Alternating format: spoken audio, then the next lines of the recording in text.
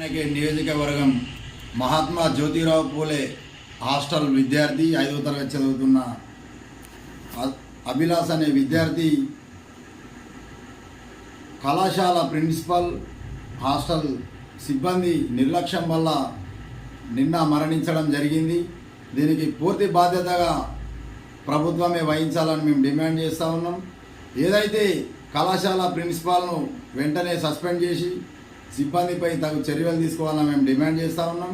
అదేవిధంగా ఏదైతే బాధిత కుటుంబానికి 50 లక్షల నష్టపరిహారం మరియు ప్రభుత్వ ఉద్యోగం 5 ఎకరాల భూమిని కూడా కేటాయించాలని మేము డిమాండ్ చేస్తూ ఉన్నాం.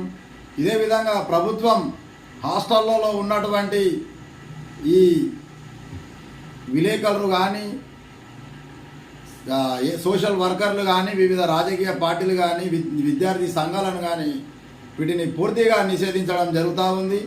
వీరందరినీ కూడా భాగస్వామ్యం చేసి హాస్టళ్ళ విద్యార్థుల అభివృద్ధి కోసం పాటుపడాలని, ఏదైతే జీవోలు ఉన్నాయో వాటిని కూడా రద్దు చేసి ప్రజలకు స్వచ్ఛమైన పాలనను అందించాలని, ఏదైతే ఈ